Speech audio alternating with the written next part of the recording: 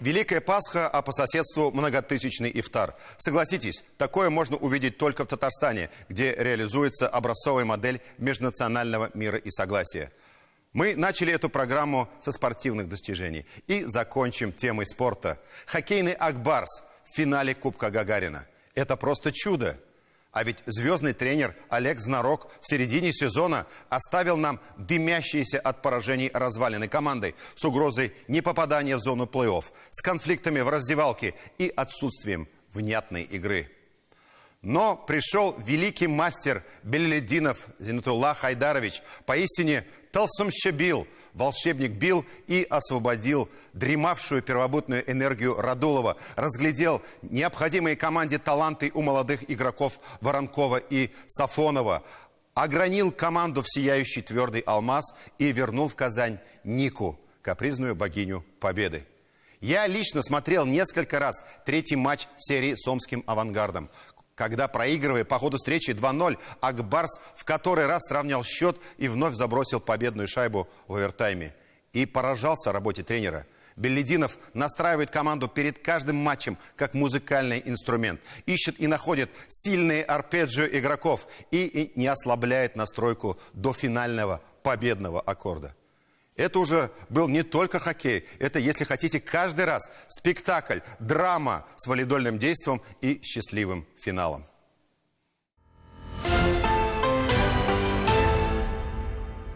Тут еще Белову досталось. Вновь бросок с острого угла. Шипачев разглядел шайбу и забил. Вадим Шипачев отправляет Акбарс в финал Кубка Гагарина. Относительно свежие кадры победной шайбы Вадима Шипачева «Авангарду» в овертайме сегодня уже история для Акбарса, который уже трижды брал Кубок Гагарина, еще один раз играл в финале, но проиграл, завоевал все возможные титулы в российском и европейском хоккее. Это все же особый момент. Еще раз повторимся, историческая победа в финале конференции Востока и выход в финал Кубка Гагарина. До этого на протяжении нескольких сезонов подряд нам никак не удавалось дойти до этой стадии, что для такого топ-клуба, как Акбарс, его болельщиков было, конечно, неприемлемо, обидно, если хотите. Но что поделаешь, когда на пути к заветной цели всегда стоял неуступчивый и мощный «Авангард». Вот и в этот раз, хотя на бумаге Казань считалась, по крайней мере, не слабее, многие эксперты называли главные преимущества Омска. Сильные исполнители-легионеры, высокая командная скорость, сильное большинство. Под натиском мячей потухла Сибирь 4-1 и была буквально раздавлена «Магнитка», в то время как Акбарс с трудом пробивал дорогу в финал конференции, вырывая победы в овертаймах, сначала с «Нефтехимиком», потом с «Адмиралом». Я наблюдал за пабликами среди болельщиков, там было много паники и испуга, мол, ястребы, такая мощь. И очень мало кто замечал, а я это следил по пабликам, то, что говорил Билл в этих всех предыдущих сериях.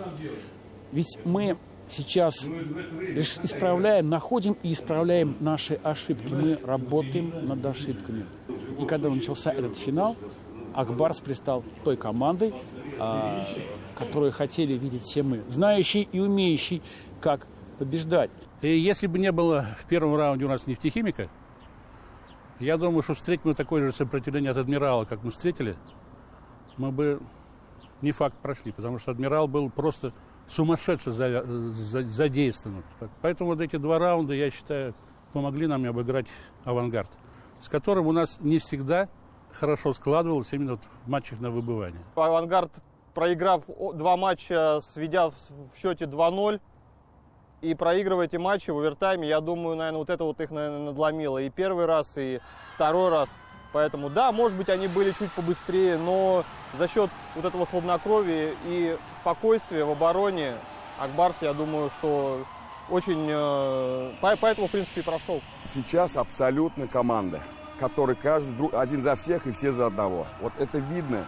Это видно по игре, это видно на скамейке, это видно вот в тренерском, ну, это полностью. И даже, наверное, в раздевалке это, ну, когда мелкие моменты показывают. А именно команда, которая друг за друга.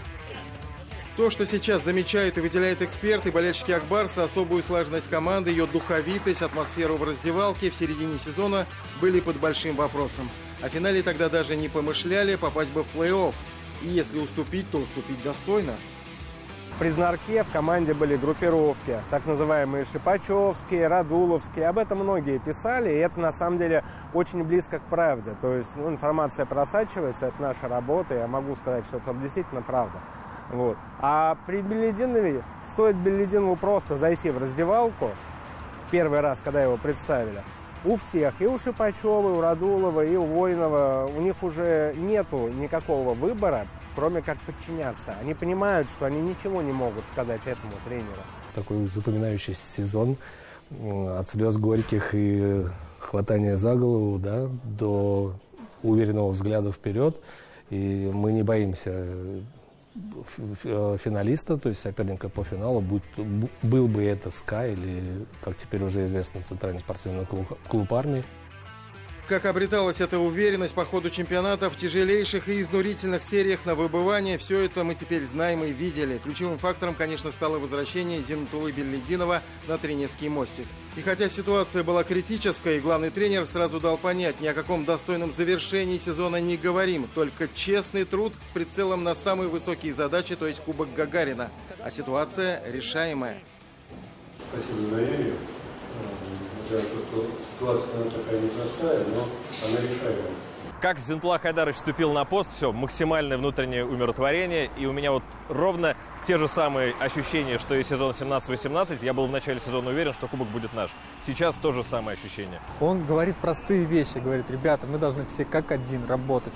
Или это его знаменитая фраза после чемпионства 2018 года: только честный труд нас привел к этому кубку. Он говорит простые вещи, но они заряжают, и они за него хочется бороться, на него смотришь и чувствуешь вот этот авторитет. Ну вы молодцы, вытащили все из себя и сделали результат. Мы сейчас в финале играем, ребят. Правильно поймите, в финале играем. И все у нас еще впереди, мужики. С победой! Банальные слова. Там, ребята, мы в финале. Это обычные слова, но ты их слушаешь, и с такой мотивацией ты понимаешь, что да, действительно.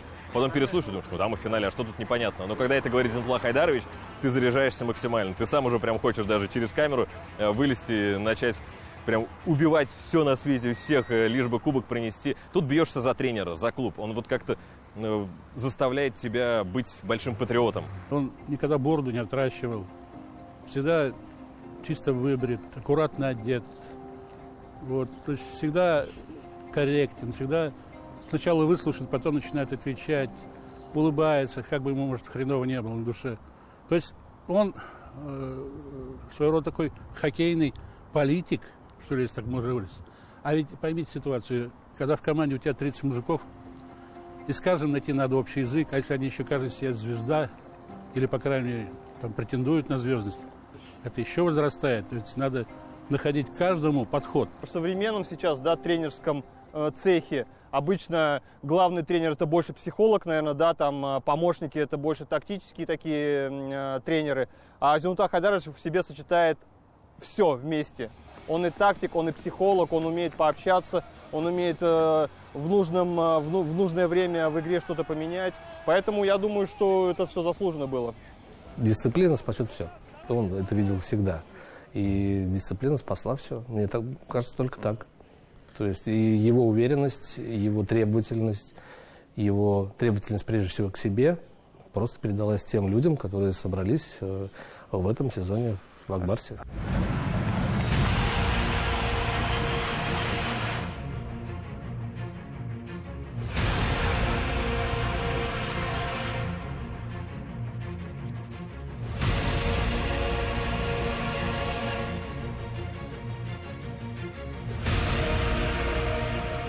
Финал будет отменный. Отменный.